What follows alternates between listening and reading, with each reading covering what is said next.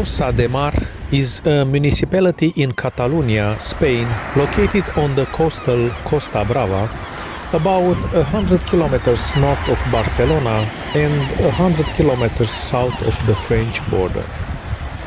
There is ample evidence of settlements dating back to the Neolithic period, and it is believed that the area has been continuously populated since that time. Between the 4th and 3rd century BC, the first Iberian settlements appeared, followed shortly after by the Romans in the 1st century. Sometime in the 12th century, the medieval town was walled off and a castle was built on the highest point of Mount Guardi.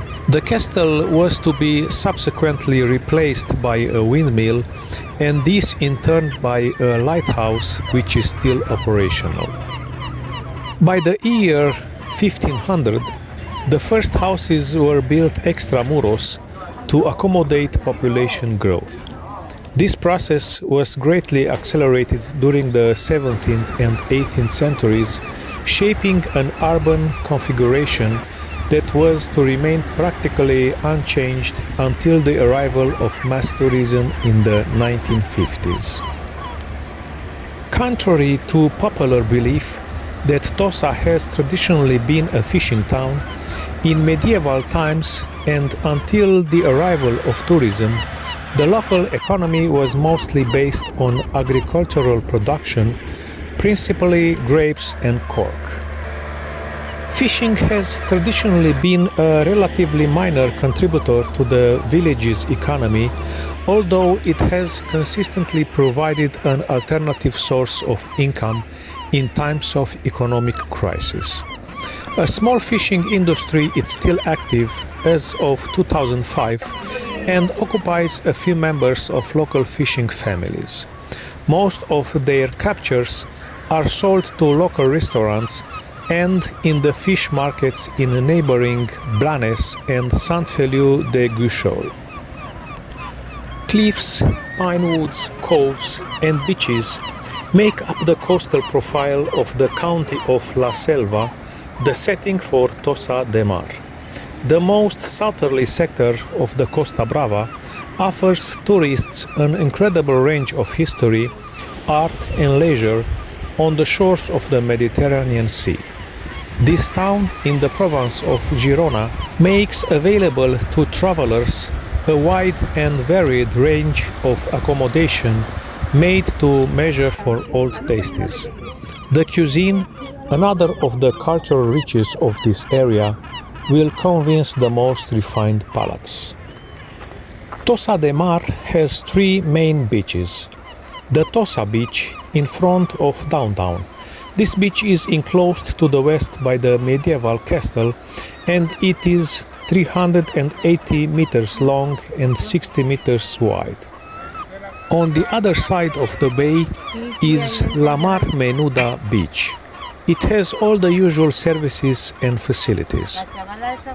And behind the walls you have the beach El Codolar. The Villa Vella Enceinte is the only example of a fortified medieval town still standing on the Catalan coast.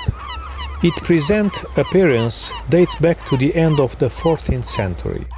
It still has the entire original perimeter with battlemented stone walls, 4 turrets and 3 cylindrical towers with parapets.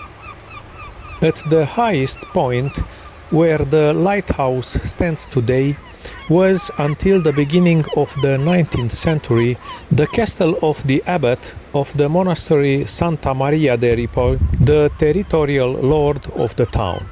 The site has been declared a National Historic Monument in 1931. The interior of the old town is a charming place with narrow cobblestone streets, the governor's house, the House of Holy Cloth, a medieval hospital, and remnants of a Romanesque church and a Gothic church. While walking through the narrow cobblestone streets in the old town, we came across the chapel of Our Lady of Socorro. It's a very small but well-preserved old church right in the middle of the popular shopping area. The church is not a monument that you should make a special trip to see, but if you are visiting the old town, it's worth stopping by. I think the best view of the old fortress is from the sea. If you have more time in Tossa, it's worth renting a boat that can take you along the coast. I can only imagine how charming this place may look from the sea, especially at night when the lights are on. As you may expect, Tossa de Mar is not short of excellent seafood restaurants. One of the best things to do in town is sample some of the local specialties like paella. Paella is a traditional Spanish dish made with shellfish and rice. The dish has different variations, but probably the best place to try it is on the coast of Costa Brava.